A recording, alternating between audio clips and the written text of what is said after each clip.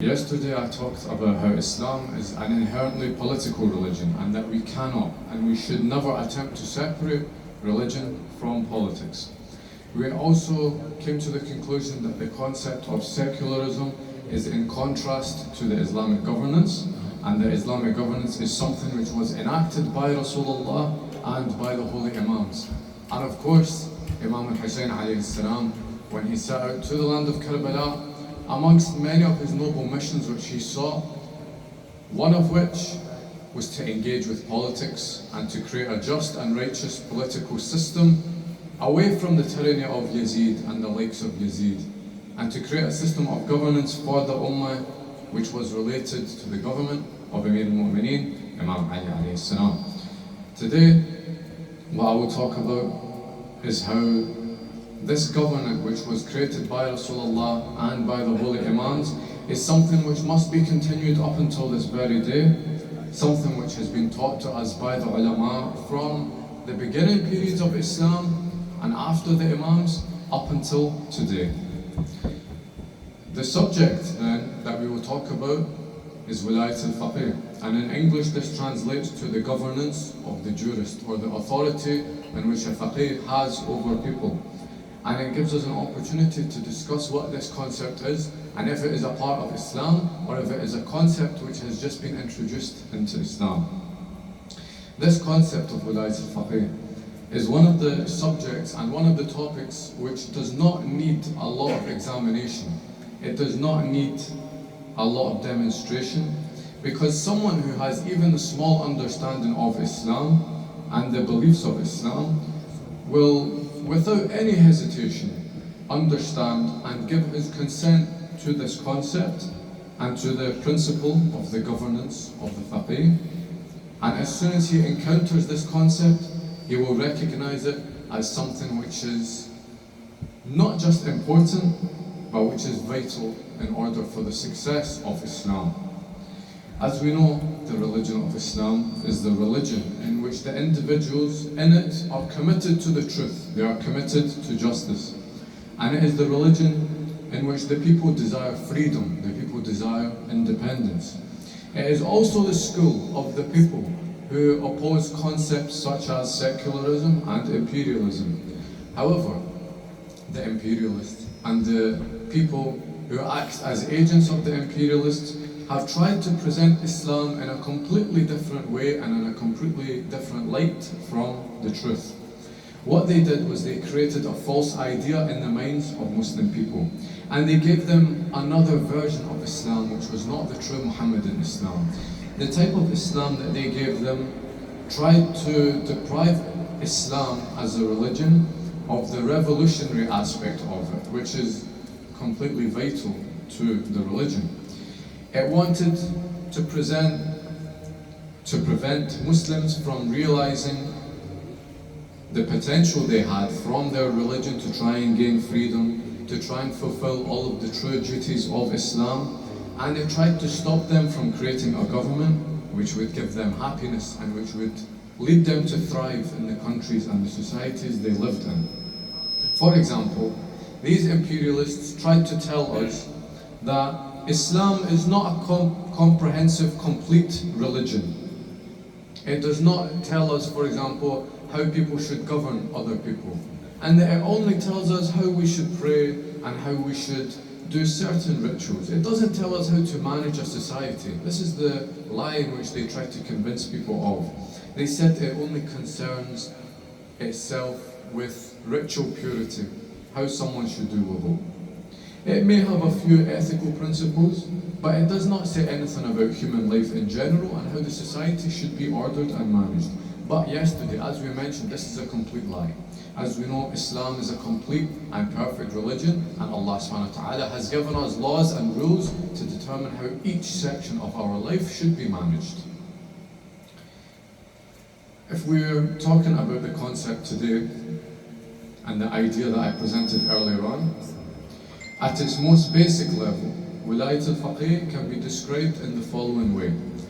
During the time period of the Ghaibah, or the occultation of the awaited Imam al-Mahdi, the religious scholars, the ulama, have authority over the Ummah. They have been trusted with this authority over the Ummah.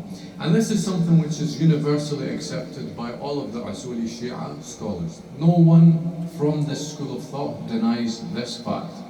And again, at the very basic level, any of the disagreements which people have regarding Wilayat al-Faqih only regard the extent of which the Faqih should have power, not about the concept itself.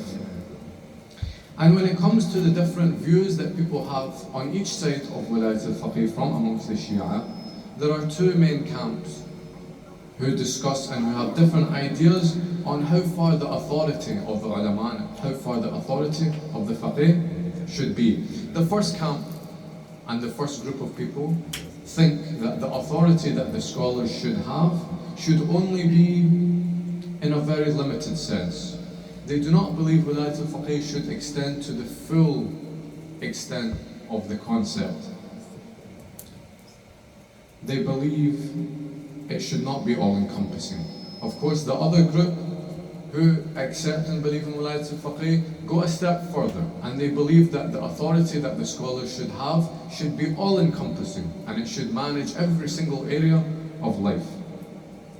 The early historians and the early scholars that we have, who are known for their compilation of many of our ahadith and many of our key books in Islam, such as Shaykh al-Mufid, such as Shaykh al-Thani, these groups of people believed in Wilayat al-Faqih to the full extent. They believed that the authority and that the extent of which the Faqih should have control over the Ummah should be to the very full extent. You can see this today with scholars like Imam Kumayl, who share the same view as Shaykh al-Mufid. And the reason why they believe in this is that they believe that without this all-encompassing system, the Shias in particular would not have any political theory, and it would not allow the Shias to be able to govern and to be able to manage societies and to build up the numbers of Shia. It would not provide them with any means to do this. Therefore, we need to ask the question, what should we do regarding politics during the time of the ghaibah of the awaited Imam? There are different options in which we should do it. Of course, as Shias, we have to believe in one option because we believe that Islam is a perfect religion. Therefore, I will ask you the question and I ask you to think about it. Should we leave the way in which the societies and the countries are governed? Do we leave it in the hands of the secular, non-religious governments, non-religious presidents, prime ministers? Do we sit back and do we do nothing? And do we just patiently wait for Imam al-Mahdi to reappear and then he will govern us and it will be perfect? Do we sit in our homes and do nothing and accept that whoever is the leader, whether they are Muslim, whether they are non-Muslim, Jewish, Christian, Sikh, atheist, we just let them rule over us without any care in the world about what they do? This is one belief that some people might have. However, in recent times you can see that this ideology was completely smashed by Imam Kumayl when he believed that there was and there must be a system which actively seeks to bring about the reappearance of Imam al-Mahdi. He believed that the fuqaha, by election of the people, which means the people in the society elect the fuqaha, they can then form an assembly, they can form a group of scholars who from amongst themselves will select one leader who is qualified to be in charge of the authority. This is the view of Imam Kumayl. The view of someone, for example, like Sayyid Muhammad al-Shirazi is the same, except he believes that instead of one leader there should be a council of leaders. There should be multiple people in charge of managing this affair. Therefore, if you look at Iran as an example, what you have is a group of 80 scholars, 80 ulama, and what they do is when they are elected by the people in that country, they then select amongst themselves the most capable and the most knowledgeable scholar in order to lead over the affairs of the ummah in the absence of the imam. And this system means that if the religious leader wants to make a decision or he wants to make a fatwa, for example, or a hukm for the ummah, then the responsibility of this and the responsibility for making this is not just placed on that one leader, it's based on the council which appoint him and who have chosen him amongst a vast pool of different scholars who try to perfect this system. Now, one of the issues which people give, and one of the issues people have with this concept of Wilayat al-Faqih, is they ask a question: how can someone be a Wali al-Faqih? How can someone govern the affairs of the Ummah if he's not a Ma'soom? He's not from the Imams of the Ahlul Bayt alayhim as-salam. They say that surely this position of managing over the Ummah should only be done by a Ma'soom. It should only be done by someone like Imam al-Mahdi. But this excuse and this belief is the reason that for thousands of years, evil rulers and evil tyrants had power over us, such as the Ottomans, such as the Ba'athis, such as all of the numerous monarchies and evil governments which oppressed the Shia. The people who think this way, that only the Ma'soom should govern and that in the meantime we sit quietly and do nothing, these people think that we should keep our religious duties, religious rituals to ourselves. We do our salah at home and we do not bother to concern ourselves with what goes on in the society. And we should just let whoever rule over us. Now, if you think about what happened to the Ahlul Bayt alayhim as-salam, this is exactly what happened to them. When people accepted the leadership of, for example, the first three caliphs, Abu Bakr, Umar, Uthman, when people accepted the rules of people after them, such as Muawiyah, such as Yazid, a large portion of the society did not care that these figures would rule over them. They did not care that they were accepting these figures rather than the perfect figures of the Ahlul Bayt alayhim as-salam. And this was not just something which happened at the time of the Ahlul Bayt. This is something which happened for 1,300 years after until today. For 1,300 years, we accepted oppression, we accepted oppressors ruling over us, we accepted all of this. And so I ask the people who believe that only the Ma'soom should lead, who would Allah subhanahu wa ta'ala want to lead when the Ma'soom is not here? Would He want a secular ruler to lead, or would He want a religious scholar to lead? Would He want, for example, Sayyid Muhsin al-Hakim to lead, or would He want someone like Ahmed Hassan al-Bakr to lead? Would He want someone like Shaheed Muhammad Baqir al-Sadr to lead the country, or would He want someone like Saddam to lead the country? Would He want someone like the Shah to lead the country, the Shah who bans the hijab and stops people from going to ziyarah, or would He want someone like Imam Kumayl to lead? This is the choices which you are forced to make. If you reject this concept and you say only the Ma'soom should lead the government and the Ummah, then you are accepting that these tyrants should be the ones who rule over us. And this is something which is completely contradictory to the teachings of the Ahlul Bayt alayhim as-salam. The bottom line is this: does our rational mind accept that for 1,300 years, the one who owns the Wilayat, the Imam who is absent, when he is absent, what do? We neglect the scholars, the people who understand Islam, the ones who understood this perfect religion, and we go to the secular leaders to govern over us. Does it have to be this choice between Ma'soom or oppressor, or is there somewhere in the middle, or somewhere closer to the Imam which we can follow? It is true that the fuqaha, the scholars we have, are not Ma'soom people. They are not infallible. But we can see from them that they have a devoutness, they have a piety, they have an understanding and a commitment to Islam. So who do we choose? Of course, in this instance, we should choose the scholar who is not Ma'soom, because the Ma'soom is not here just now. This means then it is our duty to accept the authority that these fuqaha have over us on the basis that it prevents the oppressors coming and distorting the religion of Islam and oppressing the followers of Amir al-Mu'mineen. Now this, some people say, is just a theory which you are providing. Where is the evidence in the books of the Shia for this? One of the evidences is from Imam al-Mahdi himself. Imam al-Mahdi says, in your lives, when you face new problems that you have never heard of before, then consult with the narrators of our traditions. Consult with the people who narrate the ahadith, the fuqaha, to find what the rules are on how to deal with different situations. Following them is wajib on you because I command you to do so. And following me is wajib on you because Allah subhanahu wa ta'ala commands you to do so. Therefore there is a structure. Allah subhanahu wa ta'ala says, follow Imam al-Mahdi. Imam al-Mahdi then tells us, follow the fuqaha when I am not here to answer your questions. There is a chain in which we are supposed to follow. When we have no direct access to the Ma'soom Imam, when we have no access to Imam al-Mahdi, no one in this room can go to Imam al-Mahdi and knock on his door and ask him a question. He is in ghaibah, he's in occultation. So when we have no access to him, we follow what the Quran says. The Quran says, Bismillah ar-Rahman ar-Rahim, when someone amongst you does not know something, then go and ask the people of knowledge, go and ask the people of remembrance. And there is another narration as well from Imam Sadiq alayhi salam, where he says, if there is anyone from among the fuqaha who is in control over himself, he protects his religion, he suppresses his evil desires, and he is obedient to the commands of his Mawla, his master, then the people should follow him.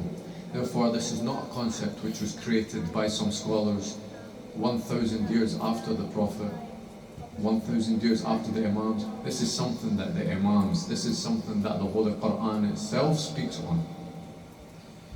And as I mentioned at the beginning, the early scholars of Islam believed in Wilayat al-Faqih.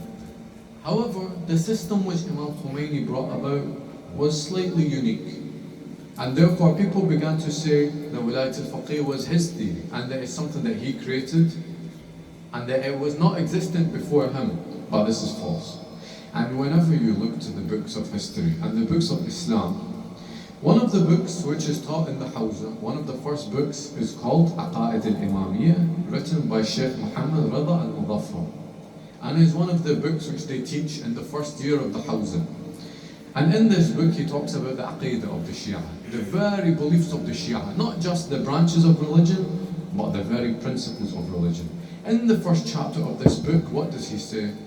He says that the faqih, who has all of the conditions, he meets all of the conditions which are required, he is the representative of the Imam in his absence, and he is the ruler and he is the absolute leader. And for him is what is given to the Imam. Meaning what? This is the same type of wilayah which they have. And he also states that whoever opposes this faqih, who represents the Imam, is also opposing the Imam. And whoever opposes the Imam is opposing Allah subhanahu wa ta'ala. And this is the equivalent to shirk, as has been told to us by Imam Sadiq alayhi salam. And when we look again to the early scholars like Shaykh al-Mufid, we see what he says about this matter. He says, when it comes to implementing the legal punishment, the hudud, it is the jurisdiction, it is the right for the Islamic governor who is appointed by Allah subhanahu wa ta'ala, which means, for example, the Imams of the Ahlul Bayt alayhi salam, and whoever those Imams designate to rule after them, and they have appointed the fuqaha whenever this is possible. Other Shia scholars from early history, al-Hilli, he says that the fuqaha are the ones who are designated to rule over you. In another statement he says that this is because even in the period of the ghaibah, the faqih is the deputy of the Imam. Therefore it is very clear that the scholars, the high-ranking scholars who meet all of the conditions which are set out, are the representatives of the Imam whilst he is in absence, and it is our duty to follow them. If you want more recent examples, Sheikh Ja'far Kashif al-Ghitar, he says that if you are not able to go and seek the immediate mandate of Imam al-Mahdi, if you cannot go to Imam al-Mahdi just now, then one of the prominent high-ranking scholars is established as his general deputy. Therefore, it is unfortunate and it is sad for us to see people claim that this concept of Wilayat al-Faqih is a new theory, it is an Iranian theory, it is something which was made up recently by one scholar in Iran. This is not true. In reality, it is the opposite. Sheikh al-Tusi, for example, the man who founded the Hawza of Najaf, probably the most well-known early Shia scholar, believed in the same type of Wilayat al-Faqih, all-encompassing. The same as what happened in Iran in 1979. Therefore, it is not an Iranian concept. It is an Islamic concept. It is an Imami concept. It is a concept straight from the Ahlul Bayt alayhi salam. And when it comes to Sayyid Sistani, may Allah prolong his life as well, we have a lot of people who claim that he does not support Wilayat al-Faqih. But we talked about this yesterday, and we discussed how this is a complete lie. He says that the decrees, the verdict of the Faqih is binding to every single person. This means that Sayyid Sistani accepts Wilayat al-Faqih. Of course, there is a difference to the extent which she believes in it, but we're not talking about the extent today, we're talking about the concept itself. The effectiveness of Wilayat al-Faqih. How is it effective? Is it just a theory? No. Shaheed Sheikh Nimr, may Allah have mercy on his soul, said that the theory of Wilayat al-Faqih is one which the oppressors and the tyrants fear. Because if we were to obey the Faqih and the Fuqaha, then they can defeat all of the evil, arrogant powers in the world. And this is seen by example in 1881 in the tobacco protests in Iran, where Mirza Shirazi destroyed the entire British Empire's influence by prohibiting tobacco with just one fatwa. You can see when Sayyid Sistani releases his fatwa, calling for the masses to rise up against the evil nawasib from Daesh. This is the power which the fuqaha have. This is the power they have to change and influence the world. And yet some of us unfortunately still deny their power. To conclude, I will summarize this issue with a very brief explanation from Grand Ayatollah Misbah Yazdi, may Allah have mercy on his soul. And he gives us a very easy way in which we should understand Wilayat al-Faqih. 4 steps. Step number 1, everybody needs a government in order to create stability and security in the country. Yes or no? Everyone needs a government. Step 2, the very best government is the government which is run by the Ma'soom Imam al-Mahdi. If you want to live under a government, there is no one better to lead it than Imam al-Mahdi. 3, since we don't have Imam al-Mahdi's presence right now, then we need one which resembles it as closely as possible. One which resembles the Islamic government as closely as possible. Number 4, the people who can bring this closest government to the style of Imam al-Mahdi are the fuqaha, the scholars. These are the ones who can manage the country because they are free from corruption. They understand how to distance themselves from sin and from evil. And this is the essence of the concept of Wilayat al-Faqih. And to finish, I ask Allah subhanahu wa ta'ala to grant victory to the mu'mineen and the madlumeen, and for all of the shuhada, especially in Gaza and in Palestine. Please recite Surah Al-Fatiha after salawat ala Muhammad wa ala Muhammad.